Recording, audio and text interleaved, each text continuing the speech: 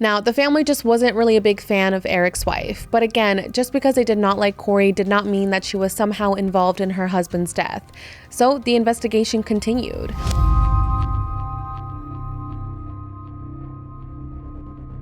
Hey everyone, welcome back to What Happened with Jackie Flores. I'm Jackie and I'm super excited that you guys are listening to my new podcast. I know I say this often, but you guys are truly the best familia ever. I appreciate all the support and love that you guys show this podcast.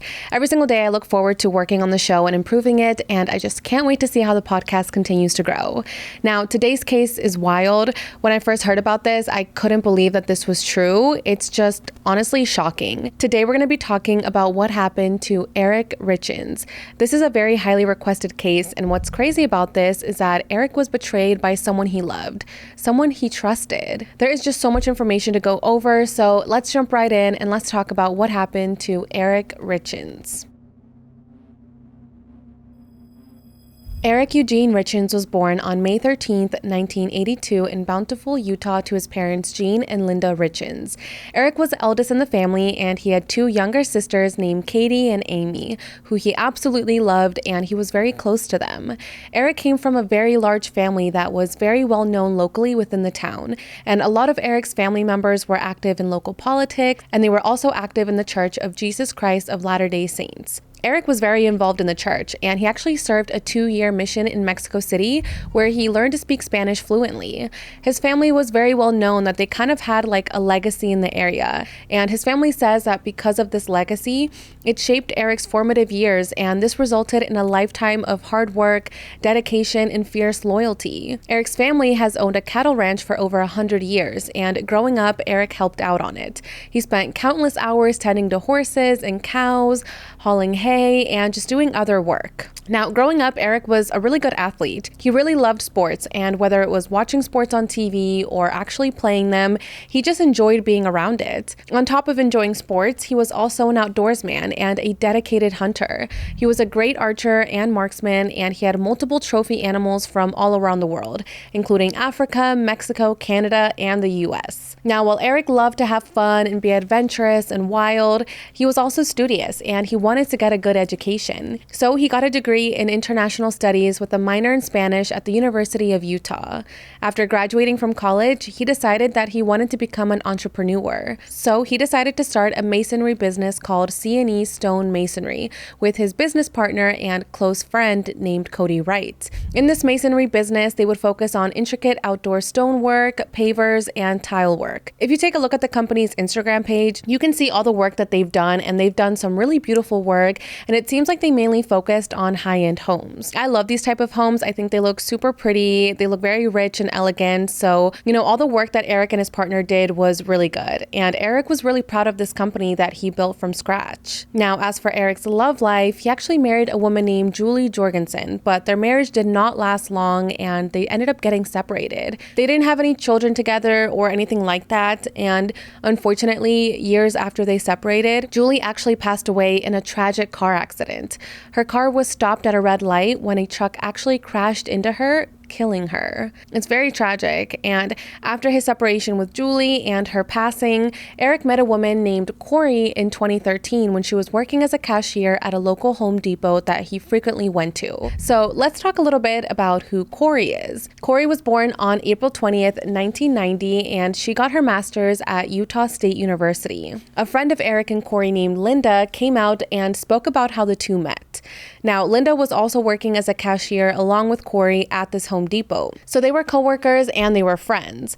They both worked in the contractor section, so anybody that went in there for, contracting reasons to buy supplies for that would check out with these girls. Now, Linda says that most contractors were a little bit moody. If they had to wait even like 30 minutes for their supplies to arrive, they would get fussy. So it was kind of difficult to deal with the customers, but there was this one specific customer that never made any type of fuss. And that was Eric Richins. Linda says that Eric was absolutely amazing. He was so kind, so sweet, and just lovely to be around. Even if he had to wait an hour for supplies to arrive, he would never make any type of fuss. He would never get upset, and he would just walk around the store talking to the employees and trying to make jokes and just have a good time. He had such good energy. Eric and Linda actually had this little joke between them where anytime Eric would come into Home Depot, he would tell her that he was trying to find her a good boyfriend. And then Linda would tell him that, he has to meet all of these type of requirements and he has to look this way, etc. And then Eric would just kind of laugh and tell her that she's too particular, and it was kind of just like a funny joke between them. Now, Eric would often be there because, again, he owns his own business where he works with houses, so of course he's going to be at Home Depot. And Linda says that she noticed that anytime he was checking out with her, he would kind of look over to where Kouri was working, because again, she was also working at another register nearby. So he would kind of look over at her, and Linda noticed that and figured that he probably had a crush on her. So she told Eric to go over there and have her check him out instead, so he did. They ended up talking, and in the end, they decided to go on a date. From then on, Linda says that Eric and Kouri were glued to each other and that their relationship seemed perfect. It was like a fairy tale romance. After starting to date Eric, Kouri left her job as a cashier at Home Depot, and her and Linda did keep in touch with each other. Linda says that she just had such a special connection to the pair because, in a way, she was the one that brought them together and helped them start this relationship. To her, it felt like they were her children, and she was just so proud of them. Now, going back to Kouri, Linda says that she was a very sweet girl and that she had a really good personality and was just absolutely beautiful.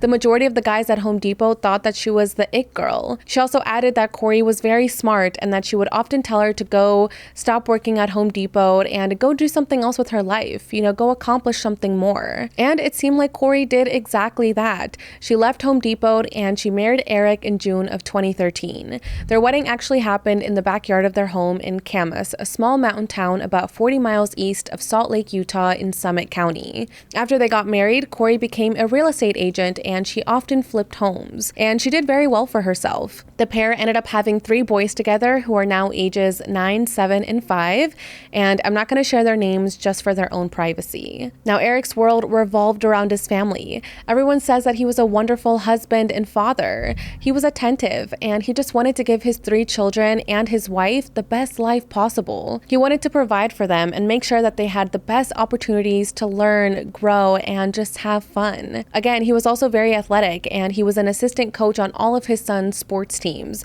so he was a very involved father. He would always tell the teams, "Give it your all." Now, Eric also loved to have fun, and he was the life of the party. He was very outgoing and social, and he was known by all of his neighbors. He also had a love for automobiles, and he had many trucks and snowmobiles. His business was also doing very well, and he had many clients, and his net worth was around $3.6 million, which is crazy. I mean, it honestly seems like Eric had it all. Wonderful kids, a successful business, a beautiful home, and a loving wife. But unfortunately, as we know, things aren't always as they seem.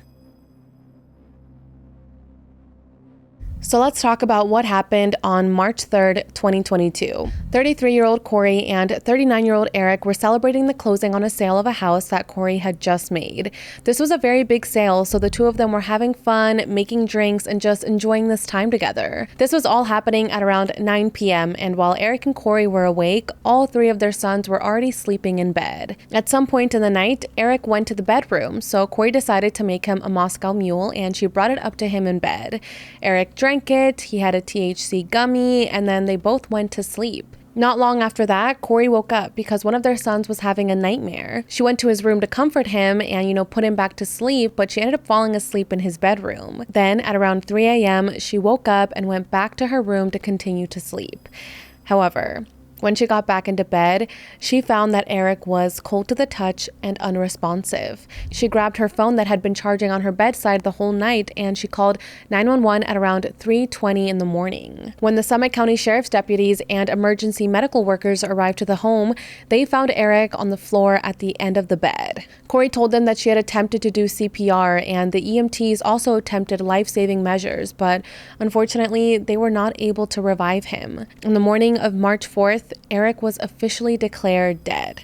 Before we continue with what happened, let's take a quick break to hear a word from our sponsors at ZocDoc. We've all been there, right? You can't stop thinking about a possible health problem that you have, and you're about to text your group chat to see, what your friends think about it. Well, not so fast. Trust me, you're extremely unlikely to find quality medical advice from your group chat, so don't even bother. But you can find it from a doctor on ZocDoc. There are literally thousands of medical professionals on ZocDoc that are there to help you and give you the expert care that you need. When someone is just exceptionally good at what they do, whether it's a waiter, a doctor, or my eyelash girl, you're in good hands. When you find the right doctor, you can just feel it because you feel heard and at ease. On ZocDoc, finding the doctor that's right for you is actually seamless, and quality care awaits you with just a few taps in the ZocDoc app. ZocDoc is the only free app that lets you find and book doctors who are patient-reviewed, take your insurance, are available when you need them, and treat almost every condition under the sun. Surprise twists might work for true crime podcasts, but they definitely don't for your medical care. With ZocDoc, there's no alarms and no surprises. So make sure to go to ZocDoc.com/Jackie and download the ZocDoc app for free. Then find and book a top-rated doctor today. Many are available within 24 hours. That's ZocDoc.com/Jackie, ZocDoc.com/Jackie. This was just shocking to everyone. Eric was only 39 years old. That's very young, and he seemed to be a very healthy guy. So what happened? What caused Eric to die? Well, because of Eric's good health at the time of his death, an investigation started into figuring out what went wrong. They decided to conduct a toxicology report on Eric, and what this report found was shocking. According to this report, Eric had been killed by a large amount of fentanyl.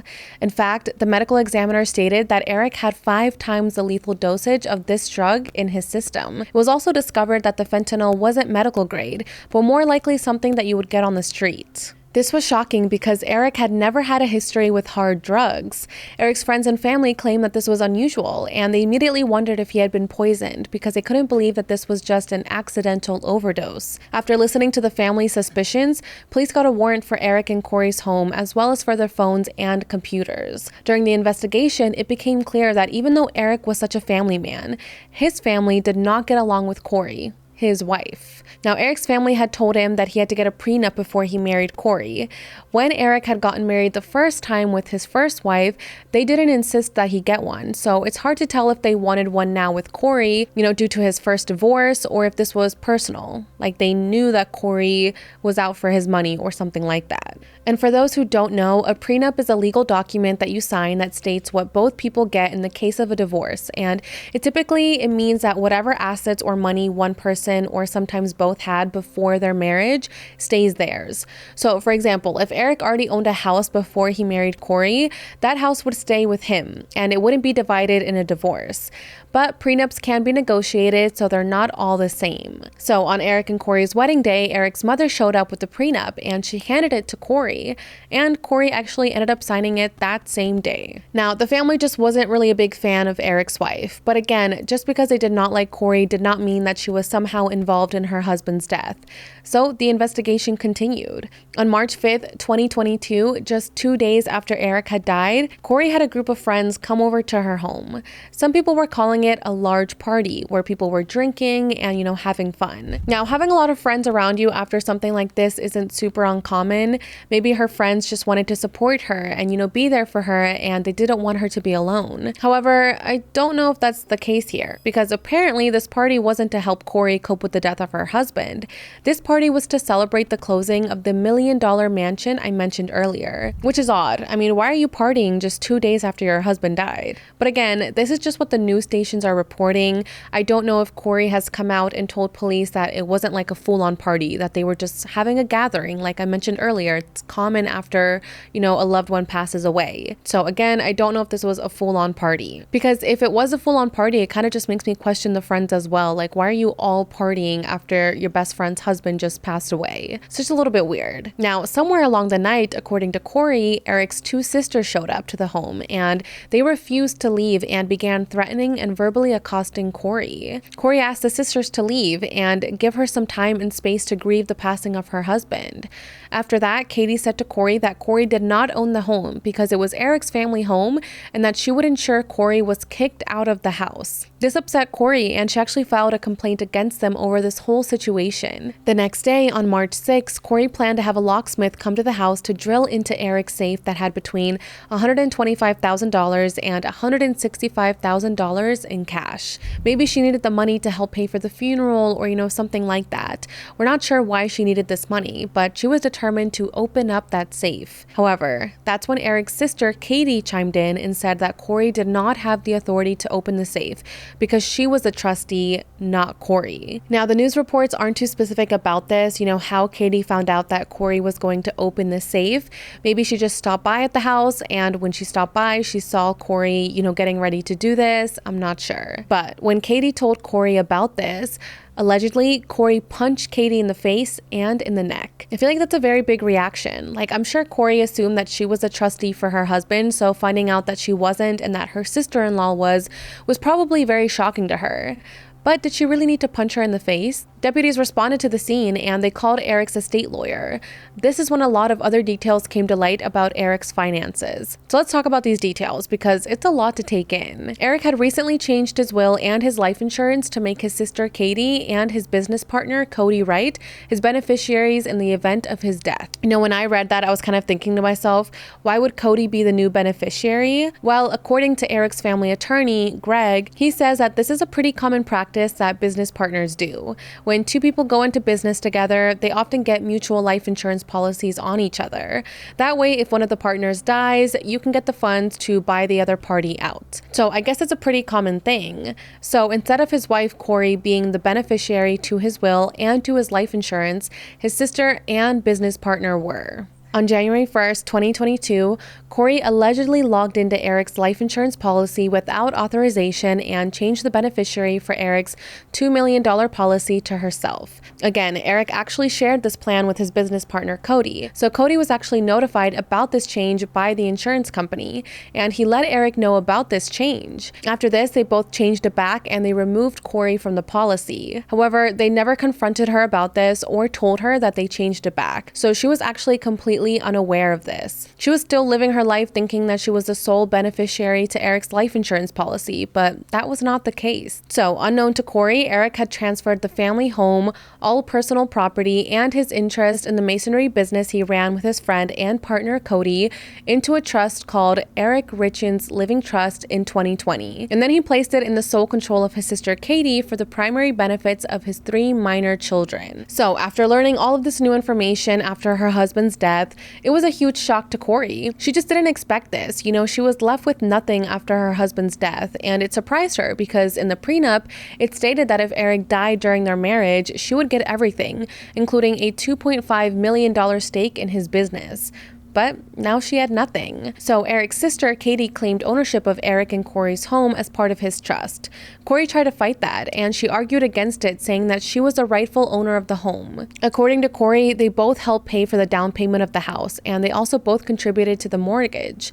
But court documents say that Kouri's name was not on the deed of the home. So, 2 weeks after Eric's death, Kouri had to put the house that she closed on back on the market. And then 4 weeks after Eric's death, Kouri filed a claim against Katie and Eric's estate on March 28, 2022. The document said that despite the alleged assignment of their homes to the trust, Eric bought the home using funds from him and Kouri's joint accounts.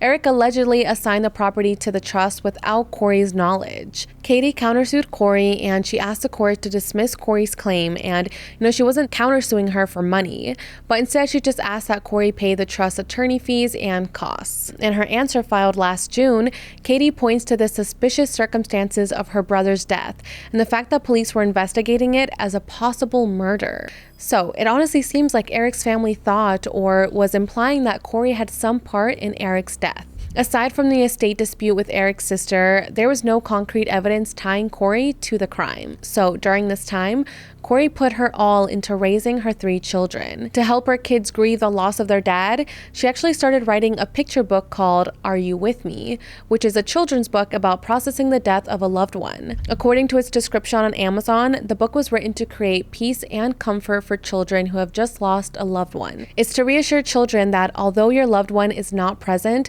their presence always exists, and they will walk through life with you as if they were here. In the book, a boy wonders if his father, who has just died, notices his goals at a soccer game, his nerves on the first day of school, or the presents found under a Christmas tree. In the book, an angel-winged father figure wearing a trucker hat responds with, "Yes, I am with you. I am with you when you scored that goal.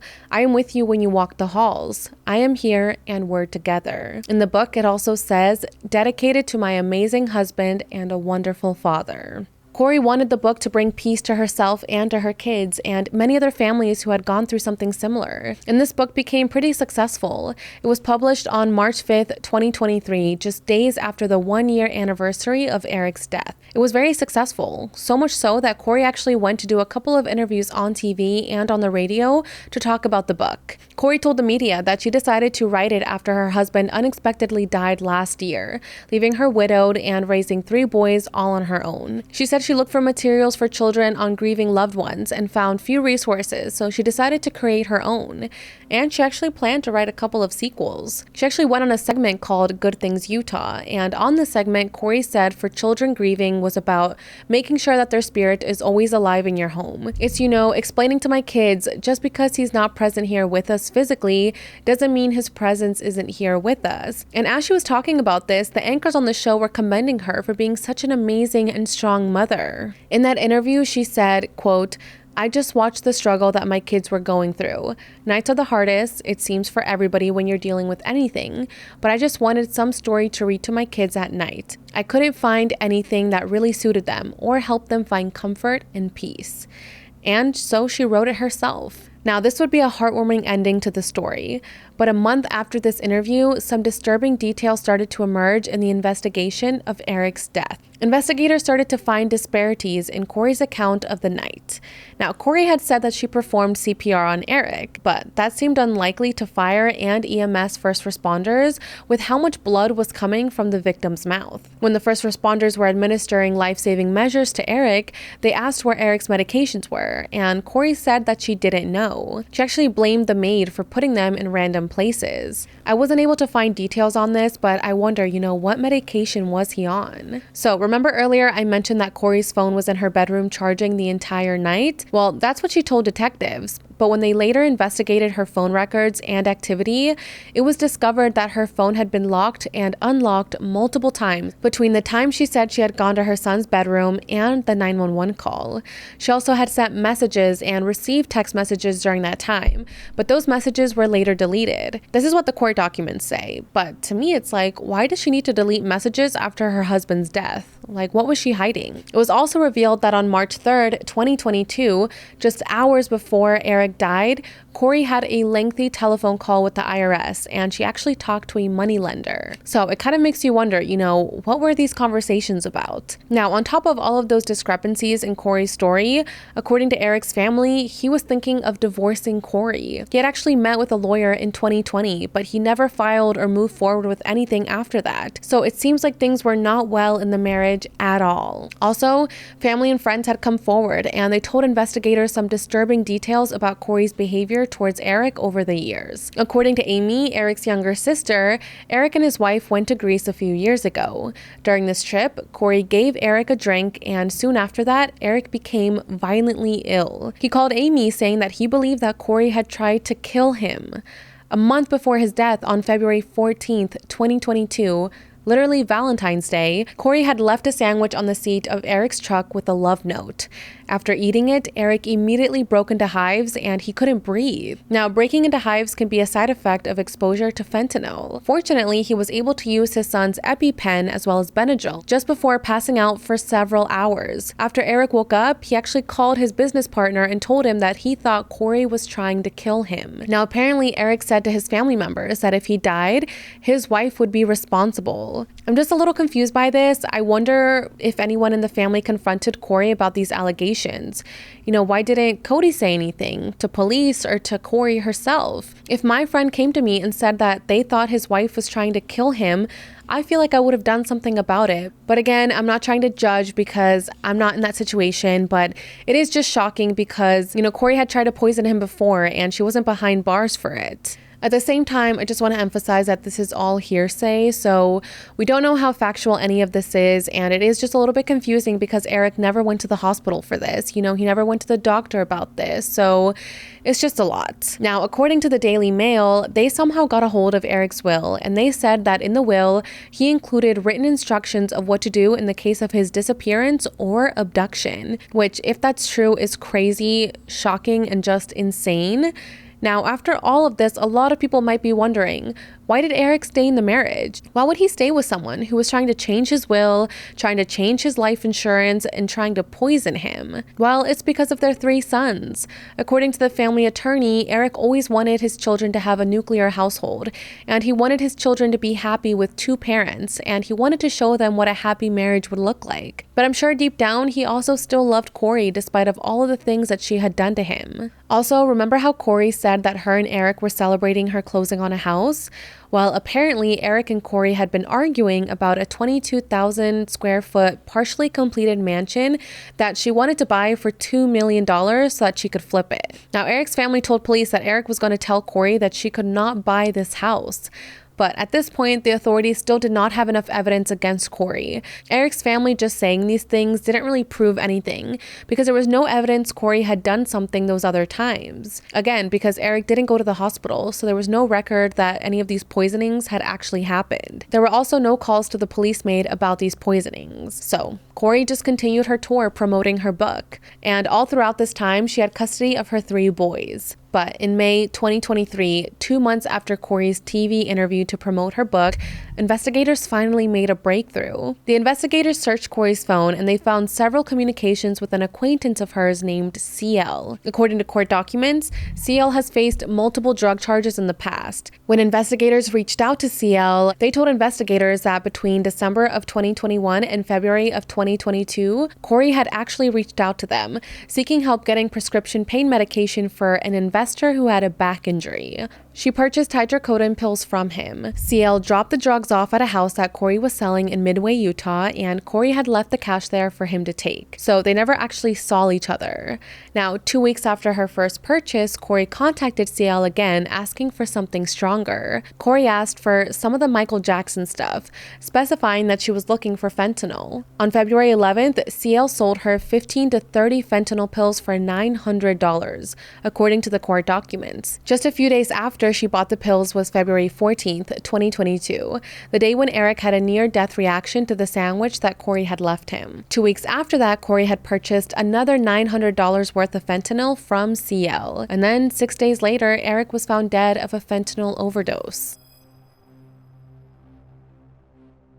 So after learning all of this information on Monday, May 8th, 2023, Kouri was arrested and charged with 1 count of first-degree aggravated murder and 3 counts of possession of a controlled substance with the intent to distribute in connection to Eric's murder. And the drug in this charge is actually called GHB, also known as the date rape drug. Margaret Olson, one of the case's prosecutors, says that Kouri is assumed innocent until proven guilty. And she also reminded us that this case involves 3 young children and that it should be handled with sensitivity. A spokesperson for Eric's family, Greg, said, "I think the more we know about Kouri, the more we know that this was money-driven." According to the trial lawyer Danielle Cohen, she says it seems that Kouri orchestrated meticulously the death of her husband. She said, "I don't think anybody should be surprised if the state goes after the death penalty." Now, Kouri and Eric's friends found this arrest news to be very shocking. Linda, the friend that I mentioned earlier who introduced Kouri and Eric, spoke about the shock to the news after the arrest. She said that when she heard the news, she said that she was praying to God that this wasn't true, and that their family was so beautiful and everything was so picture perfect.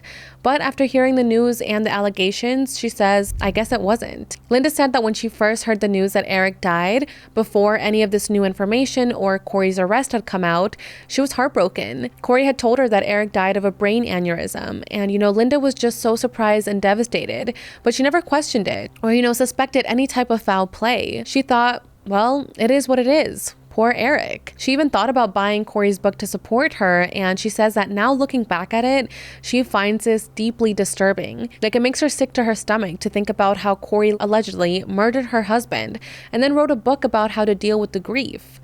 Now, while she wants to leave it up to the courts to decide, Linda says that she is completely torn over the news, and she's trying to wrap her head around something that seems so unbelievable. She doesn't understand how Kouri could do something like that, and she says, quote, "She wouldn't do that. She had too much. It's more than super shocking. I feel really numb." And I agree.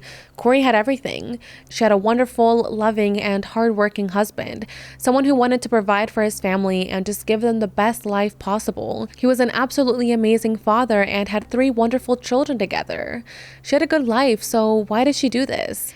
I mean, allegedly it's because she wanted money, but why? I just will never understand. Now, apparently someone has tried to break into the family home twice during the week of May 15th, 2023 on a Monday and a Tuesday night. And although no one is living there right now, a security has been put there by Eric's family, and they believe someone is trying to break in to look for something. Maybe money? I don't know. A spokesperson for the family named Greg also said in the news interview that Eric told his family that he believed Kouri was having an affair throughout their marriage, but didn't share any details as to why Eric thought this. Kouri's hearing was actually scheduled for May 19th, 2023, but it was actually postponed one day before it was supposed to happen, and it's now been rescheduled for June 12th because of amended charges that gave more insight into the case and into the timeline. Let's talk about those updates. It recently came out that Eric discovered in September of 2020 that Kouri had gotten and spent a $250,000 home equity line of credit on their home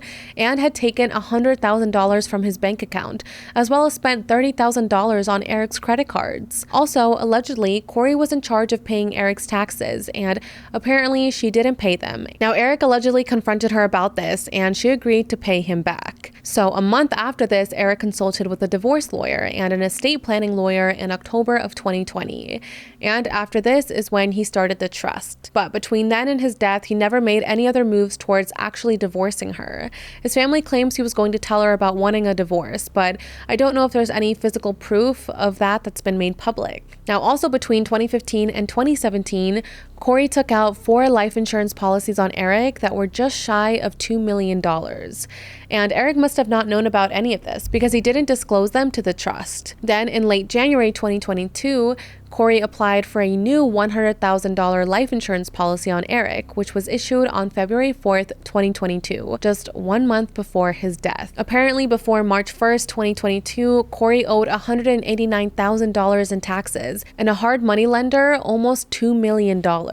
Apparently, she also owed Eric around $514,000. I mean, this just seems like a lot of debt. Like, reading all of this, I'm like exhausted because I don't get how someone has so much debt, and it's not clear what this money lender was for. All of this information makes me think that sometimes you don't really know who you married. It seems like Eric married a complete stranger, someone who was taking out all of this money and using it for who knows what, and also trying to poison him. It's just scary how, again, you can marry someone, but they can be a complete stranger. Now, it also came out that Kouri had purchased fentanyl again after Eric's death from CL. Kouri wrote CL a check for $1,300 that was dated March 6, 2022, but she didn't pick up the pills until March 9th or March 10th. Now, let's talk about some theories and kind of like unanswered questions that a lot of people have. Again, because the trial hasn't began, we have kind of like a limited perspective of what actually was the relationship between Eric and Kouri. So a lot of people just have questions about it, and they just don't really understand the financial aspect of it, and why Eric was transferring their shared home that they both paid for into a trust that she didn't know about. So there's just a lot of unanswered questions. Their friends haven't come out and really spoken about the relationship. Only Linda has, but she didn't really know them too personal. I mean, she knew them, from Home Depot, but she doesn't know the ins and out of the relationship. So maybe when the trial begins, more friends and, other perspectives will come out. Also, are there claims about Kouri poisoning Eric before even true? Because again, there's no hospital visits, no doctor visits. It seems to be only word of mouth from his family and friends. So again, there's just so many questions about that and why he would continue to eat or drink anything that Kouri gave him. People also wonder about an EpiPen EpiPen because it can't save you from a fentanyl overdose. So why did he just use the EpiPen? Was he allergic to something? Maybe allergic to fentanyl? I don't know. Now, if Kouri did poison Eric by putting fentanyl in his drink, why would she offer that information to the authorities? Also, something that people pointed out is that we know that the text messages came from Kouri's phone between her and CL, but CL never actually did these exchanges with Kouri in person. There was always just cash or a check left somewhere. So people kind of wonder, was Kouri actually the one receiving and buying these drugs? I don't know. Now, why did Kouri also write this book and go on a promotional tour for it, knowing that it would attract attention to her and to her husband's death? Was she trying to make herself like the victim to avoid being caught, or is she literally just a narcissist? Someone that craves this type of attention, even if it's bad attention, and she knows, the possibility of her being caught is there, but she's just willing to do anything for attention. Now, the fentanyl purchase was for 15 to 30 pills 2 times. So what happened to all the other pills, and why does she need them? Also, where did the GHB come from? I'm sure all of these questions will be answered at the trial, but since the hearing was moved, the trial probably won't be coming up anytime soon. As of now, Kouri remains jailed without bond. And as for the book that Kouri wrote, it was for sale on Amazon, but since this all went down, the book has now been taken down from the website. According to Greg, he said that the 3 children that Eric and Kouri had are now staying with an unnamed relative while their mother awaits trial. Eric's sister, Katie, and the trustee to his estate filed for guardianship over the children. It just really breaks my heart. I mean, imagine finding out that your mom allegedly killed your father and poisoned him, and then wrote a book that she would read to you every single night about how to deal with the loss of your father, all while knowing that she did it. Again, this is just allegedly. Now, as for the house that she bought the night before Eric died, the one that she says they were celebrating when they actually weren't because this house cost $2 million, well, 2 weeks after Eric's death, she put the mansion up for sale. Now, this house is massive. It literally is like a dream home. It has a basketball court, a volleyball court, a pool, a hot tub, like everything you need. Now, the house isn't fully finished yet, so I wonder if someone will buy this house or what's going to happen with it. Now, I was watching an interview with the anchors of Good Things Utah. These are the anchors that interviewed Kouri when she came out with the children's book. They said that it was shocking to learn that she had done this, that she killed her husband, allegedly, and was just on their show talking about this book, talking about how terrible it was that she lost her husband and her children, and that they were grieving for their father. They did notice that she was kind of emotionless. They thought it was a little bit weird that she wasn't crying or, being too emotional while talking about the death of her husband. But they just figured that everyone grieves differently. Everyone reacts differently, so they didn't think too much about it. So the way Kouri got this spot on the show in the first place is she actually emailed them, and she asked them if she could go on there to talk about her new book. So she went on the show and they filmed it.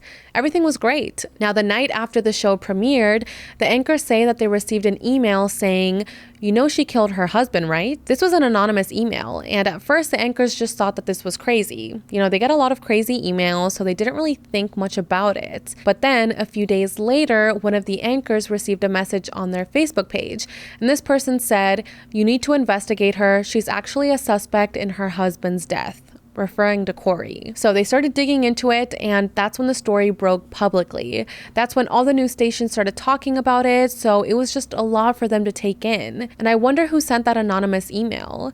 If Kouri actually did this, it's truly shocking how she was able to go on this talk show and, talk about her husband's death and how heartbroken her kids are that their dad is gone, and talk about how she made this great book to help children, all while knowing that she's the one that killed her husband. That's the reason why her children are grieving in the first place, because of her. It's just crazy to me, and I don't get why she would write this book. It's probably because she wanted money, and again, it's just really shocking to watch back this interview, and it's just very eerie. My heart just absolutely breaks for the 3 boys. I cannot imagine going through something like this. First, losing your father in such a sudden way, and then eventually, finding out that the reason your father died is allegedly because your mother poisoned him, and then wrote a book about it. It's just a lot to take in, and I'm so sorry that this happened to these 3 boys. It seems like they honestly had such a wonderful father who loved them so much and just wanted them to have the best life possible. Eric was their soccer coach, their friend, and all he wanted was to have a family. It's not fair that this happened, and my thoughts and prayers go out to Eric's family and friends. I truly hope that the truth comes out and that you all receive the answers and justice that you're looking for. But alright, you guys, that is pretty much everything I have for today's video. I know it was a lot to take in, so thank you so much for being here and for listening to Eric's case. If you guys want a follow-up video after the trial, please let me know and we can definitely make a part 2. Don't forget to follow, rate, and review What Happened wherever you get your podcasts, and make sure to subscribe to my YouTube channel for full video episodes. You can find me on Instagram at @JackieFlores and on TikTok at TrueCrimeJackie. Thank you again for being here, and I will see you all in the next video. Bye guys!